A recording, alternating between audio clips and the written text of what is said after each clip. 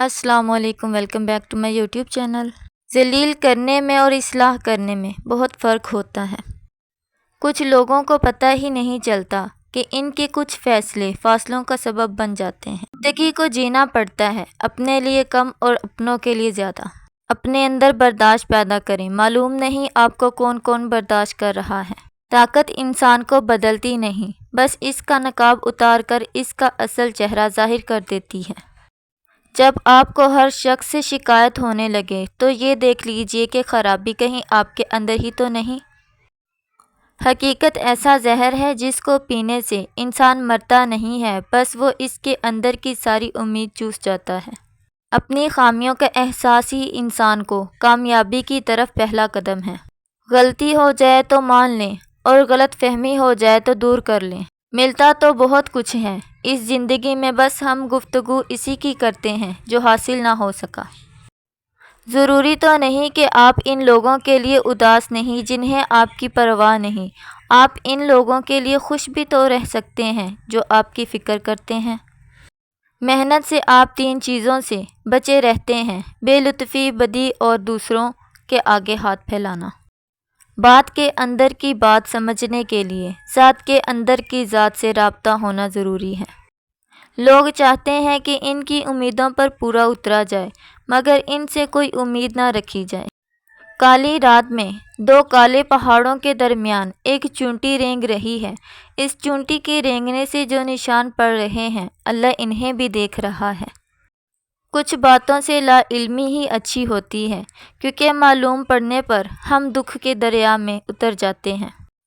قبر کی تنہائی سے پہلے قدرت ہمیں کئی بار تنہا کرتی ہے تاکہ ہم خالق حقیقی کے حقیقی تعلق کو سمجھ سکیں۔ کسی ناپسندیدہ بات پر خاموش رہنا ظرف ہے اور معاف کر دینا اعلیٰ ظرف۔ بے شک اللہ آنکھوں کی سطح گیلی نہیں رہنے دیتا، وہ جب ہنسانے پر آتا ہے تو ایسے ہنساتا ہے کہ اشک رشک میں پڑ جاتے ہیں۔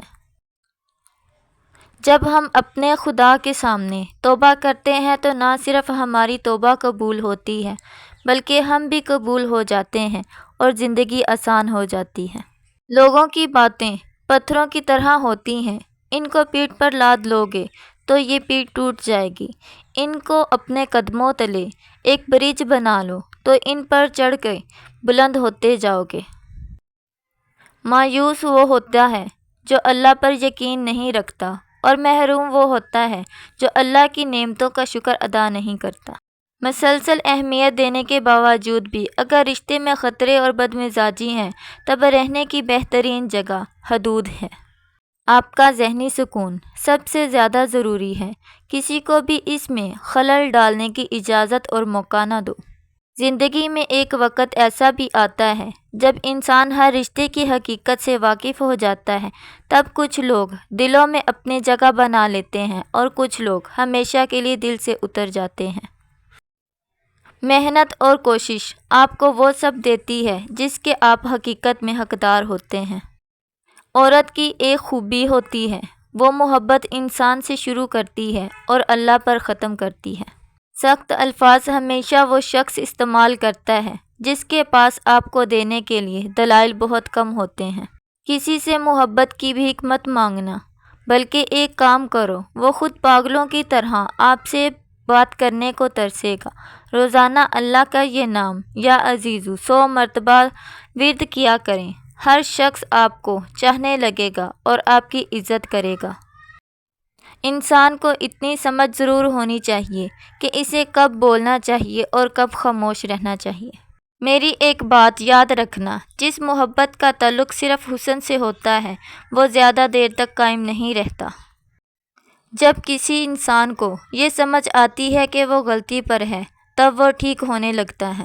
وقت کے ساتھ ساتھ بہت کچھ بدل جاتا ہے، لوگ، وقت کے احساس اور کبھی کبھی ہم خود بھی بدل جاتے ہیں۔